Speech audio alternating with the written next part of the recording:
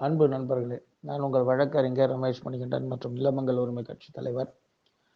இன்று சட்டம் என்ன சொல்லுகிறது என்கின்ற பதிப்பில் சமூக ஆர்வலர்கள் மற்றும் இளம் வழக்கறிஞர்களுக்கு நீதிமன்றத்தில் வாதிடுவது எப்படி, அதே போல் அந்த வழக்குகள் சம்பந்தப்பட்ட விஷயங்களை எப்படி தெரிந்து கொள்வது. அதாவது ஒரு வழக்கை நீங்கள் தாக்கல் செய்ய போகிறீங்கன்னா அந்த வழக்கை பற்றின பொருண்மை, ஃபேக்ட்ஸ் எப்படி தெரிந்து கொள்ள வேண்டும், இதை பற்றின விஷயங்கள் தான் நம்ம சொல்ல போகிறோம். அதாவது ரொம்ப நுணுக்கமாக சட்டங்களை சொல்லுவதற்கல்ல இந்த பதிவு. அதாவது எப்படி நீதிமன்றங்களில் வாதிடுவது அப்படின்றத பற்றி தான் சொல்ல போகிறோம். அது சம்மந்தப்பட்ட அவுட்லைனை சொல்ல போகிறேன். அதுதான் முக்கியமான விஷயம். இது நிச்சயமாக இளம் வழக்கறிஞர்களுக்கும் சமூக ஆர்வலர்களுக்கும், அதாவது இந்த பார்ட்டியின் பர்சனாக நிறைய நண்பர்கள் வாதிடுகிறார்கள், அவர்களுக்கு பயன்படக்கூடிய ஒரு வகையில் இருக்கும் என்று நான் நம்புகிறேன். நண்பர்களே, நிலமங்கல் உரிமை கட்சி யூடியூப் சேனலை சப்ஸ்கிரைப் பண்ணுங்கள். என்னுடைய நம்பர் 9841786197. உங்களுக்கு இந்த வீடியோக்கள்லாம் பிடிச்சிருந்தால் உங்களுடைய நண்பர்களுக்கு நிச்சயமாக ஃபார்வர்ட் பண்ணி விடுங்க. அதே போலவே சந்தேகங்களோ அல்லது உங்களுக்கு வேறு ஏதாவது டவுட்ஸ் இருந்தால் கூட எனக்கு பதிவுகளை போடுங்கள். எனக்கு டைம் கிடைக்கும் போது நிச்சயமாக நான் உங்களுக்கு இது சம்மந்தப்பட்ட பதிவுகளை போடுகிறேன். நிறைய நண்பர்கள் ஃபோன் கூட செய்கிறாங்க, அவங்களுக்கு கூட நான் நிச்சயமாக பதிலை சொல்லுகிறேன், அவர்களுடைய டவுட்ஸை கிளியர் பண்ணுறேன். ஏனென்றால் நான் படித்த சட்டமானது எல்லோருக்கும் போய் சென்று சேர வேண்டும். அதாவது என்னிடத்தில் யார் சந்தேகங்களை கேட்கிறார்களோ அவர்களுக்கு நிச்சயமாக நான் விளக்க வேண்டிய அவசியத்தில் இருக்கிறேன். அதை சட்டம் எல்லாருமே தெரிஞ்சுக்கணும். தெரிஞ்சுக்கிட்டால் தான் பல பிரச்சனைகளிலிருந்து வெளியில் வர முடியுன்றது தான் என்னுடைய முழுமையான நம்பிக்கை. சட்டம் தெரியவில்லை என்றால் நிச்சயமாக நிறைய பிரச்சனைகளை சந்திக்கக்கூடிய சூழ்நிலையில் தான் இந்த காலங்கள் இருக்கிறது. அதனால தான் சட்டத்தை புரிந்து கொள்ள வேண்டும், சட்டங்களை தெரிந்து கொள்ள வேண்டும் என்று பல விஷயங்களை நான் வலியுறுத்தி உங்களுக்கு சொல்லி கொண்டிருக்கிறேன். ஏன்னா அந்த பிரச்சனையில் வந்த பிறகு தான் பல பேருக்கு தெரியும், ஆஹா இந்த சட்டத்தை பற்றி தெரிஞ்சிருக்கலாமே முன்னாடியே அப்படின்ற யோசனைகள்லாம் இருக்கும். சரி நண்பர்களே, நம்ம சப்ஜெக்டுக்கு வருவோம். அதாவது இந்த பதிப்பு நீதிமன்றங்களில் எப்படி வழக்கை வாதிடுவது என்பது தான். அது பாகம் 1, 2, 3ன்னு போடுறேன். இதில் இன்னைக்கு பாகம் 1 இது, பார்ட் 1. இதில் நண்பர்களுக்கு சொல்லக்கூடிய விஷயங்கள் என்ன அப்படின்னா, சமூக ஆர்வலர்களாக இருக்கட்டும், பார்ட்டியின் பர்சனாக அப்பியராக இருக்கட்டும், அல்லது இளம் வழக்கறிஞர்களாக இருக்கட்டும், முதல்ல தெரிந்து கொள்ள வேண்டிய விஷயம், உங்கள் வழக்கை பற்றி நன்கு தெரிந்து கொள்ள வேண்டும். அதாவது ஒரு வழக்கை நீங்கள் தாக்கல் செய்ய போகிறீங்கன்னா அந்த வழக்கை பற்றின முழு விவரமும் உங்களுக்கு தெரியணும். ஃபேக்ட்ஸ்னால் பொருண்மை. ரெண்டாவது விஷயம் என்னென்னா, அந்த பொருண்மை நீங்கள் தெரிஞ்சு கொள்ளக்கூடிய அந்த பிரச்சனை சட்டப்படி நீங்கள் பதிவை, அதாவது வழக்கை தாக்கல் செய்து அதில் வெற்றி பெறக்கூடியதா என்பதை முதல்ல கவனிக்கணும். நம்பர் 1, அதுதான் முக்கியமான விஷயமே. நான் பலமுறை நண்பர்கள்கிட்ட சொல்கிறது அதுதான். ஏதோ வழக்கு தாக்கல் செய்ய வேண்டுமே என்று போய் தாக்கல் செய்யக்கூடாது.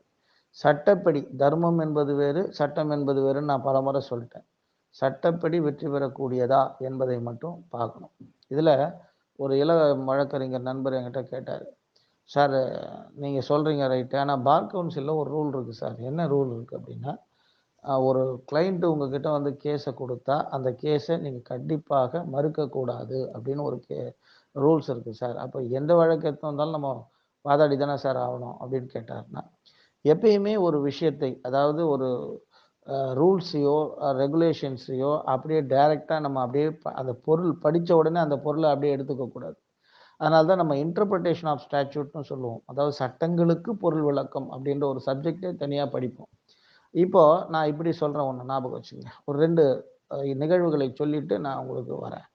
அப்போது இந்த வழக்கை, எப்படிப்பட்ட வழக்கை, அதாவது அந்த தம்பி கேட்ட கேள்வி என்னவென்றால், ஒரு வழக்கறிஞரிடம் கிளைண்ட் வழக்கை கொடுத்தால் அந்த வழக்கை எடுக்க மறுக்கக்கூடாது, அதாவது அந்த வழக்கை எடுத்து நடத்துவதற்கு மறுக்கக்கூடாது என்பது தான் அந்த ரூல்ஸ், பார் கவுன்சில் ரூல். அதுதான் அவர் கேட்குறாரு. அதை நான் சொல்கிறது என்னென்னா, இப்படி கூட சொல்லுவேன், பிளைண்டாக படிக்கக்கூடாது. பிளைண்ட்னா கண்மூடிக்கொண்டு படிக்கக்கூடாது, அப்படிதான் முக்கியமான விஷயம். சரி, அதற்கு ஒரு நிகழ்வை சொல்லுகிறேன். ஒரு 2, 3 நிகழ்வுகளில் ஒரு நிகழ்வு இது நான் சொல்கிறேன், எனக்கு தெரிந்த நிகழ்வு. ஒரு முறை என்ன ஆகுது அப்படின்னா, ஐ திங்க் ஒரு 2 வருஷத்துக்கு முன்னாடி நினைக்கிறேன், 2, 3 வருஷத்துக்கு முன்னாடி சென்னை உயர்நீதிமன்றத்தில் விஜிலன்ஸ் ரிஜிஸ்ட்ரார்னு ஒருத்தவங்க இருந்தாங்க. அவங்க மீது ஒரு வழக்கு தாக்கல் செய்யப்படுகிறது, ரிட் வழக்கு. என்ன அப்படின்னா, அவங்க ஓப்பன் யூனிவர்சிட்டியில் படித்தாங்க, அவங்க வந்து அந்த போஸ்ட்டுக்கு தகுதி இல்லாதவர்கள்னு ஒரு வழக்கு தாக்கல் செய்யப்படுது. அந்த வழக்கு வந்து நம்பரும் ஆயிடுது.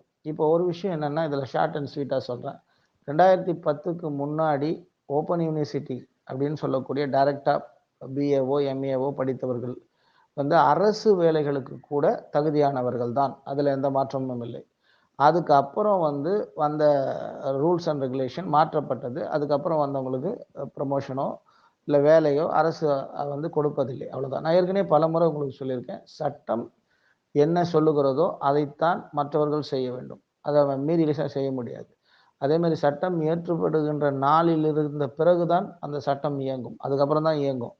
அதுக்கு முன்னாடிலாம் இயங்காது. இத வந்து நம்ம தெளிவா புரிஞ்சுக்கணும். அப்போ ஓப்பன் யூனிவர்சிட்டி கூட செல்லும். எதுவரைக்கும் 2010க்கு முன்னாடி. 2010க்கு பிறகு அதில ச அரசாங்கம் ஒரு சட்டத்தை இயற்றுகிறது. ஒரு நீதிமன்ற தீர்ப்பு வருது. அத பேஸ் பண்ணி ஒரு சட்டத்தை இயற்றுகிறது. அந்த ரூல்ஸ் எல்லாம் வேலையில சேர்க்க மாட்டோம். ரெகுலரா படிச்சா தான் சேர்ப்போம்ன்னு சொல்றாங்க. அவ்வளோதான் விஷயம். அப்போ ஓப்பன் யூனிவர்சிட்டி டிகிரி செல்லாதா? அப்படிலான்னா செல்லாதுன்னுலாம் கிடையாதுங்க. இன்னைக்கும் ஓப்பன் யூனிவர்சிட்டி டிகிரி குடுத்துட்டு தான் இருக்காங்க. படிச்சுட்டு தான் இருக்காங்க. வேலை வாய்ப்புக்கு அது தகுதி இல்லை அப்படின்னு அரசாங்கம் ஒரு கொள்கை முடிவெடுத்து ஒரு சட்டத்தை போடுகிறது உச்சநீதிமன்ற தீர்ப்பின்படி. அது நம்ம அப்புறமா ஒரு சில நேரங்கள்ல டிஸ்கஸ் பண்ணலாம். இப்போ நம்ம சப்ஜெக்ட்டுக்கு வருவோம். அதாவது வழக்கை எடுப்பது சம்பந்தப்பட்ட விஷயம். அப்போ அந்த உயர்நீதிமன்றத்தில இந்த விஜிலன்ஸ் ரெஜிஸ்ட்ரார் மேல இந்த பிரச்சனை ஒண்ணு சொல்றாங்க. நெறைய பேப்பர்லலாம் கூட எல்லா நியூஸ் பேப்பர்லாம் வந்தது. பெரிய முக்கியமான வழக்கு அது. அப்போ சொல்லும்பொழுது என்ன ஆகுது அப்படின்னா, கேஸ் வந்து லிஸ்ட் ஆகி வரும்பொழுது சீஃப் ஜஸ்டிஸ் கோர்ட்ல கேட்குறாரு சீஃப் ஜஸ்டிஸ். நீங்க இந்த மாரி அவங்க பேர்ல ஓப்பன் யூனிவர்சிட்டில படிச்சாங்கன்னு நீங்க வந்து ஒரு புகார் தந்து அது மூலியமா வந்திருக்கீங்க இங்க. அதற்கு என்ன ஆதாரம் உங்களிடத்தில் இருக்கிறது? அப்படின்னு கேட்குறாரு. யார? அந்த வழக்கறிஞரை. வழக்கறிஞரை கேட்கும்போது வழக்கறிஞர் என்ன சொல்றாருன்னா, ஆதாரங்கள் இல்லை. ஆனால் எங்களுக்கு தெரிய வந்தது. நாங்க ரெப்ரசன்டேஷன் குடுத்தோம் அப்படின்ற விஷயத்தெல்லாம் சொல்றாரு. அப்போ அ தலைமை நீதிபதியே அவங்களோட சர்டிஃபிகேட்ஸ் எல்லாம் கோர்ட்லயே காமிக்கிறார். காமிச்சுட்டு, இந்த சம்பந்தப்பட்ட அ வழக்கறிஞர் மீது பார் கவுன்சில் ஆக்ஷன் எடுக்கணும். அண்ட் தென் ரூ. 5,00,000 என்னவோ ஃபைன் போட்டாங்க. அது மட்டும் இல்லாம அந்த வழக்கை தாக்கல் செஞ்சாரு பாருங்க அவரு. அந்த வழக்காடி. அவருக்கும் ஃபைன் போட்டாங்க. அவர் மேலயும் ஆக்ஷன் எடுக்க சொல்லி சொன்னாங்க. இப்போ நான் சொல்ற கான்செப்ட்க்கு வாங்க. அந்த தம்பி சொன்னார்ல ஒரு ரூல். என்ன ரூலு? வழக்காடிகள் வழக்கை கொடுக்க வந்தா, அந்த வழக்கை மறுக்கக்கூடாது அப்படின்னு ஒரு ரூல் இருக்கு. ஸோ, அப்படி மறுக்கக்கூடாதுன்ற அந்த ரூல பிளைண்டா படிச்சுக்கிட்டு, அந்த வழக்கை எடுத்திருந்தால், இப்ப இந்த வழக்கறிஞர் இப்ப இங்க வழக்கு தாக்கல் செய்த வழக்கறிஞர் மீது உயர்நீதிமன்றம் நடவடிக்கை எடுக்க முடியுமானா? முடியாது. இன்னும் சிம்பிளா சொல்லணும்னா, ஒரு விஷயத்த ஒரு ரூலையோ, ஒரு ரெகுலேஷனையோ அ மத்ததை மற்ற சூழ்நிலைகளை தெரிந்து கொண்டு, அதாவது சட்ட விஷயங்களை தெரிந்து கொண்டு படிக்கணும். அப்பதான் புரியும். இப்ப நான் இன்னும் தெளிவா சொல்றேன். ஏன்னா குழப்பமா இருக்க மாரி இருக்கும் உங்களுக்கு. அதாவது ஒரு வழக்கு, இத இப்படி சொல்லலாம். ஒரு வழக்கு. அது சட்டப்படி தாக்கல் செய்யக்கூடிய வழக்காக இருந்து, சட்டப்படி நீதி பெறக்கூடிய வழக்காக இருந்து, அந்த வழக்கு உங்களிடத்தில் வரும்பொழுது, அதை நீங்க அதை ஏற்க மறுக்கக்கூடாது. அவ்வளோதான் விஷயம். அதாவது நீதி கிடைக்கும் அந்த வழக்குல. நீதி பெற முடியும் அந்த வழக்குல. அந்த வழக்க எடுத்துக்கிட்டு வர கிளையன்ட் உங்ககிட்ட வரும்போது, நீங்க அந்த வழக்க நான் ஏத்துக்க மாட்டேன்னு சொல்லக்கூடாது. அவ்வளோதான் விஷயம். அப்படித்தான் பொருள் புரிந்து கொள்ள வேண்டும். அதுதான் இன்டர்பிரேஷன், அதுதான் கன்ஸ்ட்ரக்ஷன். கன்ஸ்ட்ரக்ஷனும் சொல்லுவோம், இன்டர்பிரேஷனும் சொல்லுவோம். ஏன் அப்படி சொல்லுகிறேன் என்றால், ஒரு விஷயத்த நீங்க பிளைண்டா படிக்கும்போது என்ன ஆகும்னா, இந்த மாரி சிக்கல்லாம் வந்து மாட்டும். அதாவது ஒரு நண்பர்ன்னு தான் எல்லாரையுமே சொல்லுவேன். அவர் கூட என்ன பார் கவுன்சிலெல்லாம் கம்ப்ளைண்ட் குடுத்தாரு. அதுக்கப்புறம் அந்த பார் கவுன்சில்ல அந்த கம்ப்ளைண்ட்ட கூட டிஸ்மிஸ் பண்ணிட்டாங்க. அ ஆனா நிகழ்வு என்பது அந்த பொருண்மை நிகழ்வு என்பது நிச்சயமா நீங்க தெரிஞ்சுக்கணும். என்ன அப்டின்னா, ஒரு நண்பர் வந்து ஒரு அ நெறைய டாக்குமெண்ட்ஸ எடுத்துட்டு ஒரு வாட்டி வராரு. என்னோட சீனியரோட ரெஃபரன்ஸு. எடுத்துட்டு வந்து வழக்கு தாக்கல் செய்ய வேண்டும்ன்றாரு. அந்த டாக்குமெண்ட்ஸ பார்க்கும்போது நெறைய இருந்தது. சார் அதெல்லாம் படிச்சு பார்க்கணும். எனக்கு கண்டிப்பா கன்சல்டிங் ஃபீஸ் குடுத்தா தான் நான் பார்க்க முடியும்னேன். ஸோ கன்சல்டிங் ஃபீஸ் குடுத்தாரு. அத ஒரு 1 வாரத்துக்கு மேல ஆச்சு. ஐ திங்க் 1 வீக் ஆர் 10 டேஸ்ன்னு நெனைக்கிறேன். அத ரீட் பண்ணிட்டு அத பார்க்கும் பொழுது, அவர் தாக்கல் செய்திருந்த அவர் லெட்டர் அனுப்புன விஷயங்கள், அவர் ஏற்கனவே அது அ அவருடைய வழக்கு சம்மந்தப்பட்ட விஷயங்கள். அதை பார்க்கும்போதுமே நான் தெரிஞ்சுக்கிட்டேன், அவர் நிறைய விஷயங்களை தவறாக செய்திருக்கிறார். அதுபோல் அவர் செஞ்சது வந்து சட்டத்திற்கு முரணானதுன்னு எனக்கு தெரிய வருது. அப்போ நான் என்ன செய்கிறேன் அப்படின்னா, அந்த வழக்கை ஏற்றுக்கொள்ளவில்லை. அவ்வளோதான் விஷயம். அவர் ஏற்றுக்கொள்ளாத போது என்ன பண்ணுறாரு அப்படின்னா, என்னை போய் பார் கவுன்சிலில் கம்ப்ளைண்ட் பண்ணுறார்.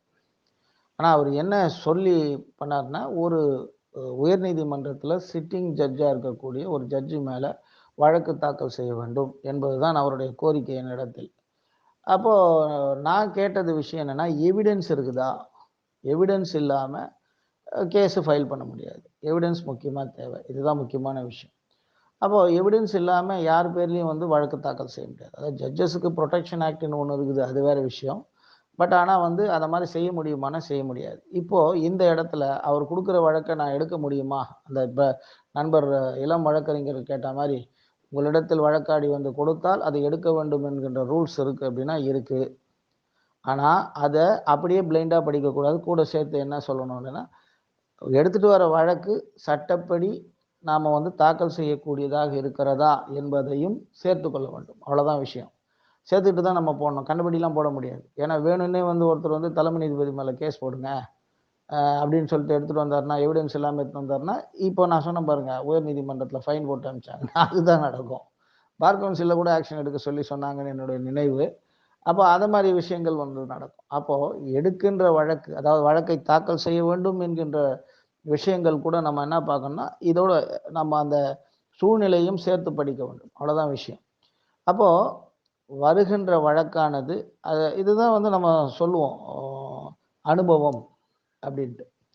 டைரெக்டாக படிச்சுட்டு வாதிடுவதில்லை. நிறைய நண்பர்கள் அப்படி தான் இந்த பார்ட்டி இன் பர்சனாக சமூக ஆர்வலர்னு சொல்லிக் கொடுக்கக்கூடிய நண்பர்கள் இப்போ இந்த இது எப்படி படித்தாங்கன்னா என்ன நினைப்பாங்க, ஒரு வழக்கறிஞர்கிட்ட எதை கொடுத்தாலும் ஒரு கேஸ் போடணும் அப்படின்னு ரூலாக கிடையாது. அது புரிந்து கொள்ளாமல் சொல்லப்படுவது.